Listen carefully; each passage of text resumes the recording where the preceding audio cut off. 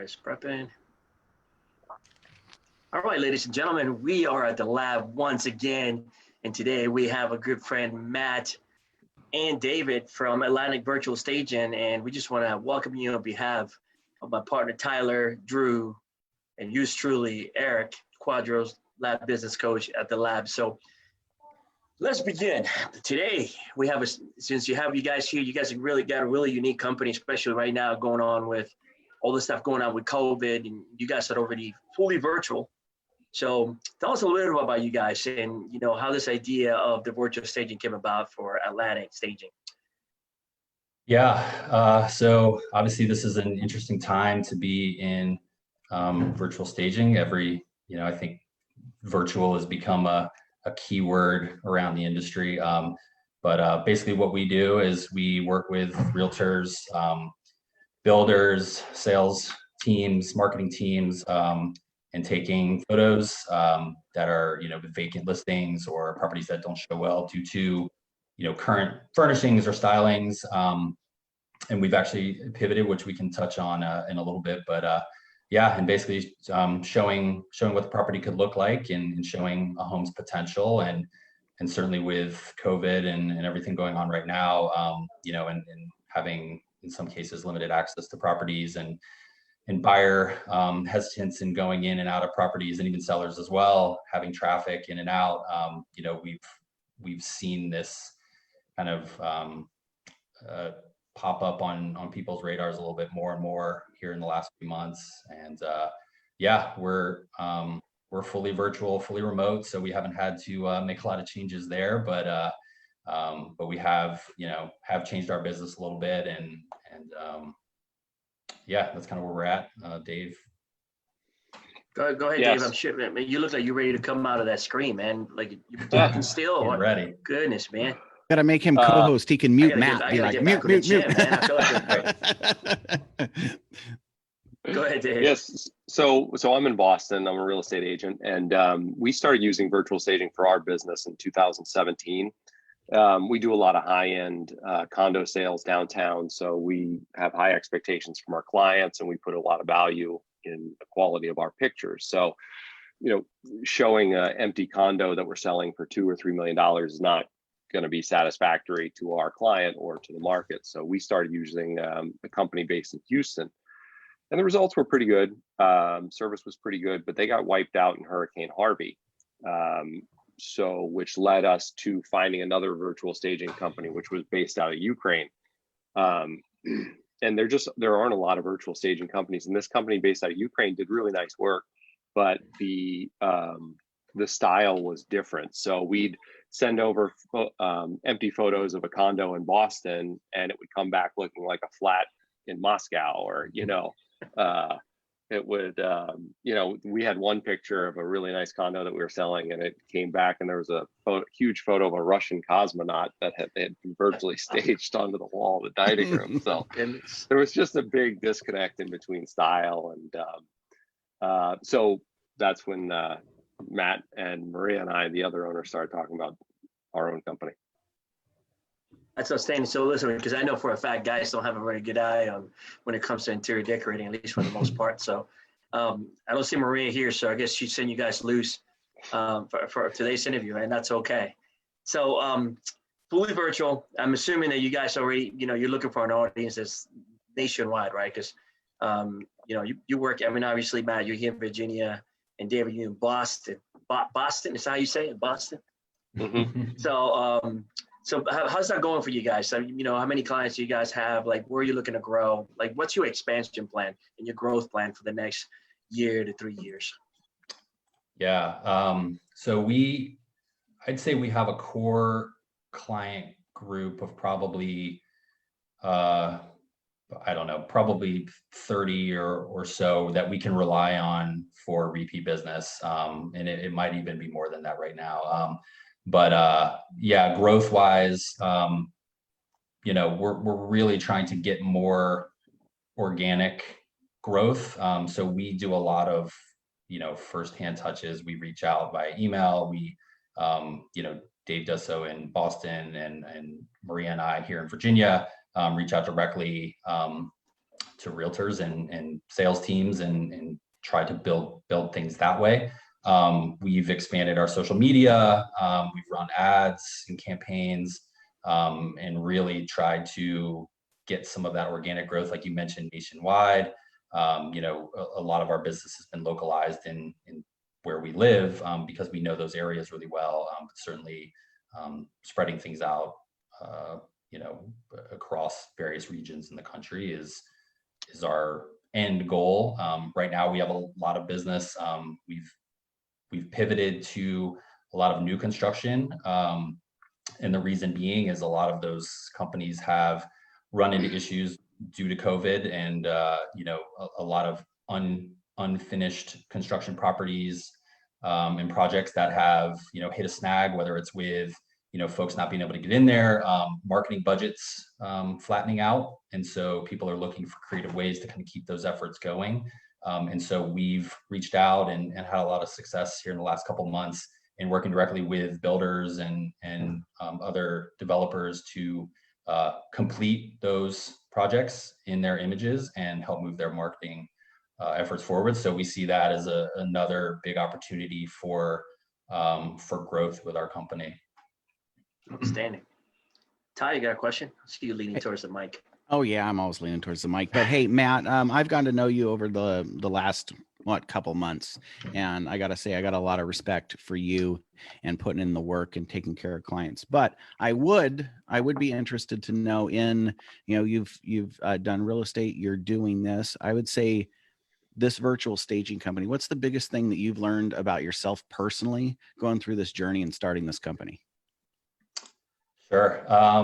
So when we started this company, I was not in real estate as my day-to-day. So spoiler, I am now, which I'm really excited about. But really at the time when we started this, it's funny, Maria and I had been pinging ideas off of Dave and his wife up in Boston, and had been kind of trying to think through ways that we could, invest in some properties and try to just build out, our portfolios a little bit and do so together. And we were just kind of brainstorming some things, and I think Dave just basically just ignored all of the texts and the emails that Maria and I had sent over, and instead called us up one night and was like, "Hey, I've got an idea. What do you guys think about starting a virtual staging business?" Needless to say, it was, we were a little caught off guard, and it took some talking to, but we jumped in because we were passionate about real estate, and I think over the last 2 years, it's really, having worked directly with folks in the industry, whether realtors on the ground or, like I said, sales teams, marketing teams, it's really shown me that I enjoy working with these people. I enjoy talking about it. I enjoy seeing things through other people's eyes with their images and their photos and listings in different regions, and just all of it. It's really shown me a different perspective on real estate in general, and in a really positive way. That's kind of led me to the next step, and that was getting my real estate license. But yeah, the virtual staging thing it's been a journey, but a fun one. That's fantastic. It's gonna be super interesting, right, Ty? Because I mean, think about it for a second. I mean, you get clients and people who come from all different parts of the world, right? And like, in order for you to appeal to your audience, right, you have to figure out, okay, how do I want this product to look? And then, what if, you do percent? I mean, obviously you got to do a great needs analysis, but what if if you go wrong, right? Like, how fast are you able to adjust? And imagine right now let's say you have a business owner that's male and female, and they have a certain idea. So how do you actually shape your product to ensure that you're really capturing your clients in a way that they're going to want to continue to work with you? So that's got to be very interesting. I can imagine how you guys deal with that. Yeah, so a lot of our clients are top 1% of real estate agents, both in the Washington, D.C. area and the Boston area. So the expectations for the images that we provide are very, very high. So like our process I'll give you an idea of the level of detail that our furniture models have. So our process is, a real estate agent sends us empty photos, and we then work to put in high quality 3D models that are designer quality. So think like Restoration or Pottery Barn or like Roche Bobois or whatever. These models, a model for a sofa can be 100 megabytes. It's an enormous file that can go into the photo. It can go upside down, backwards, and it looks real. It's got imperfections in the cushions. It's got shadows. It's got everything. So we work with our clients to put in everything: rugs, window treatments, furniture, get the shadows right, and then provide the images to them. And we've done images for condos that were 500,000. We've done one that was 27 million. So there's a huge volume that we're doing for high end, but we've done some really high end stuff too.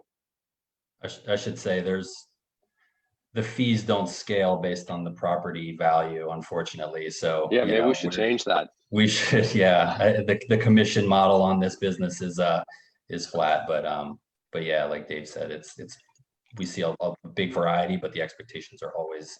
That's intriguing. Like, why would it be high. the same? I mean, I would think that, the more work you have to do based on the size and the square footage of a home will require for you to do additional work. So the prices will be different. Yeah. And actually some companies we've seen do scale their pricing depending on the square footage and things of that nature. We've chosen at this point not to, because it's more work for us. It's kind of digging into things that in details that there's only 4 of us, right? And kind of working through details like checking square footage and making sure that it matches and charging people the right price. Right now it's just been easier and more scalable to just kind of keep things flat. But to your point, I mean, it's certainly something we're thinking about, and obviously businesses need to evolve based on the market, and we're certainly open and aware of other models like that, and taking those into account as we kind of grow and move forward. Yeah. Drew, I know Drew is leaning towards the mic. So I got a question for you guys. I know here with our multiple listing service, they've removed the limit on the amount of photos you can put in on a listing. It used to be 30. Now you can put as many as you want. What does it look like if somebody sends you like 100 different photos, right? Because I've seen a couple listings now where I'm like, man, they've got a photo of each room like 3 times, right? How does that work? How do you guys handle that? I'll let Dave weigh in his market. We just got an order. We got an email yesterday from somebody that we've done a lot of business with, and awesome looking properties. I mean, high-end listings. And she sent us over 41 pictures, I think, and basically asked us to choose the ones that we thought were like most stageable, I guess, to make up a word here. And so it's a testament to her trust in us, really, to choose the ones that we think. But right now, yeah, that's kind of the approach we've taken, is to choose the ones that best highlight the property itself, and instead of going through, like you said, and virtually staging 100 photos that may 20 of them may be good, the other 80 are probably repeats or showing angles that nobody really cares about. I don't know, Dave, if you've got any firsthand experience up there with that. Yeah, usually with clients who we're dealing with for the first time, they'll call us or email us and say, hey, I've got this property, I'm sending you 20 photos, just tell me which photos will look best. So we'll do like living room, dining room, sometimes kitchen. Like, if kitchen, that you can only do so much with. You can add stuff to the counters, coffee makers, window treatments, that kind of stuff. If someone's like, I want to do all the half baths, there's no value in that. I mean, what are you adding? Like towels to a towel rack?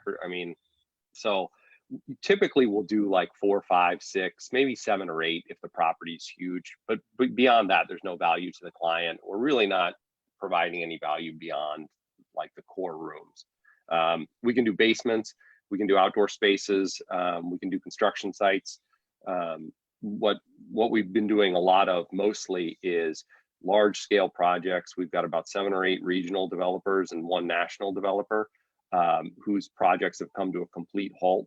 And these are 50, 100, 150 unit condo buildings that are just studs. So they're roughed in plumbing, roughed in electrical, but just studs. We go in with a photographer, face masks.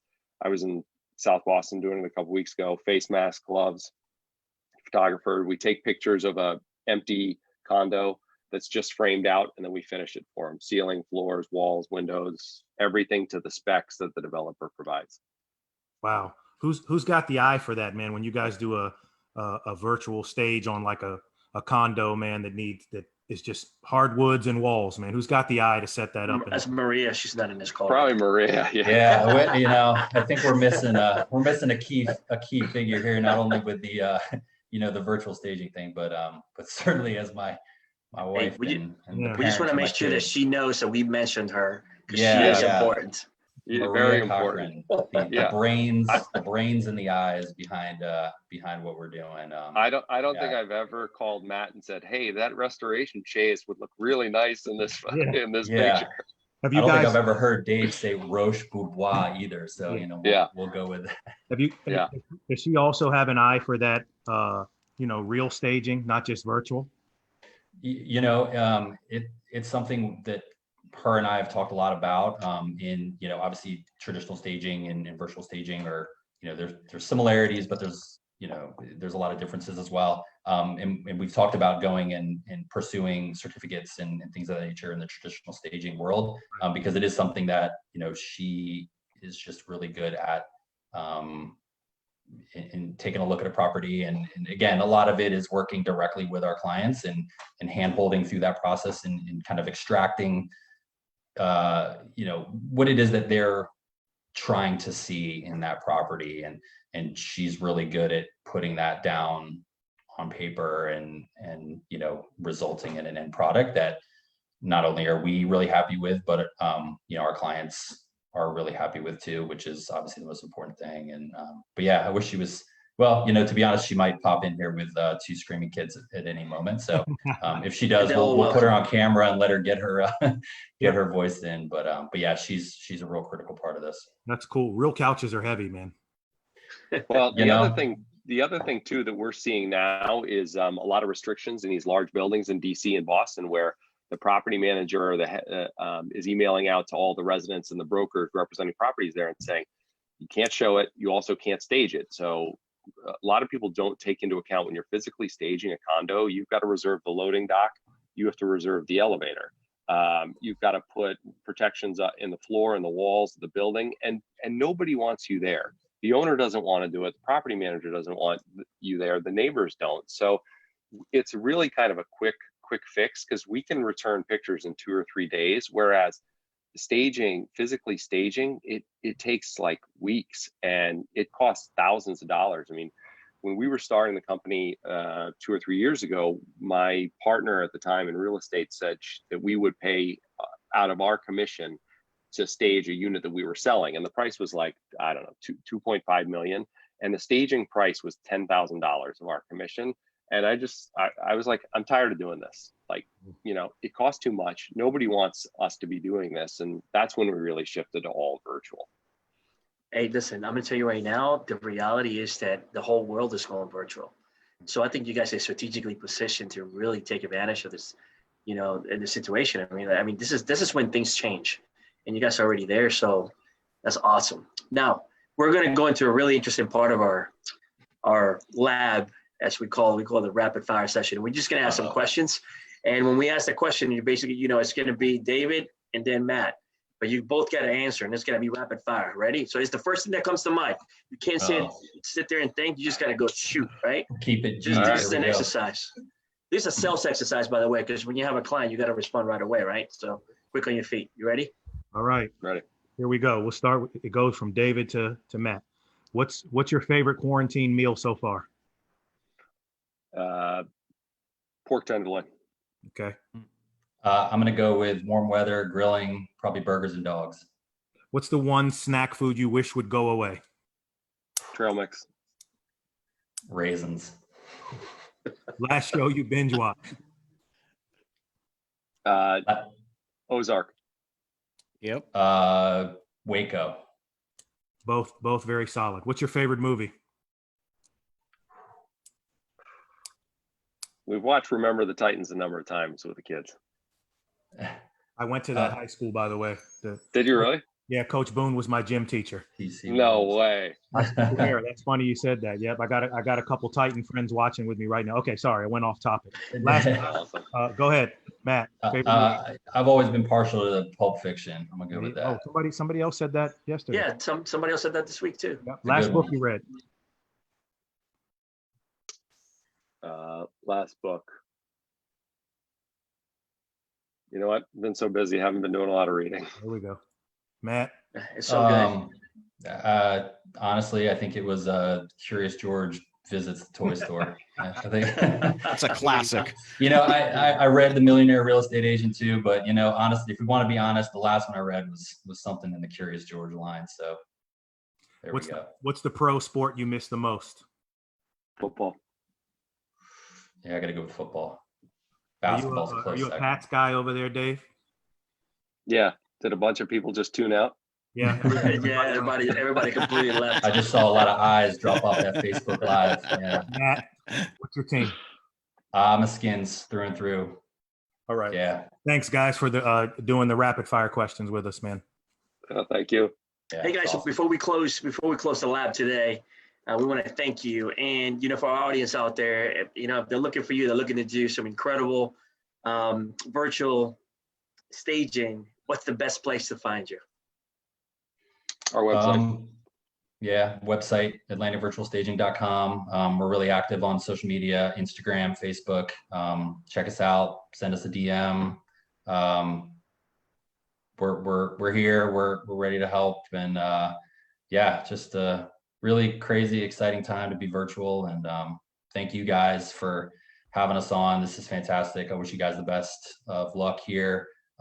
Bringing these people on, letting people tell their stories in their own voice, I think is incredibly important right now. Everybody's sitting at home trying to figure out how to be out there and how to connect. And this is a fantastic way to do so. So kudos to you guys. Appreciate it. Absolutely. It looked like Dave left early or something. I was like, Man. hey, where did he go? No. A I'm kid here. must have. Oh, he's Kids back. always welcome, Okay. so it's always a good thing. So, guys, on behalf of the lab and my partner Tyler, my partner Drew, and yours truly, we want to thank you for coming here today and sharing some of what you do in your business. And I just want you to know that you guys are welcome to come to the lab anytime. And if there's anyone else that in your world, in your ecosystem of collaboration and business that you want to invite to the lab, please let us know because we'd love to have them so we can share the story. Once again, thank you. And Thank you. I look forward to seeing you guys in the virtual world, in the matrix. Yeah. Awesome. Thanks, For guys. sure. Talk to you guys. Thank you. Appreciate it, guys. Thank you.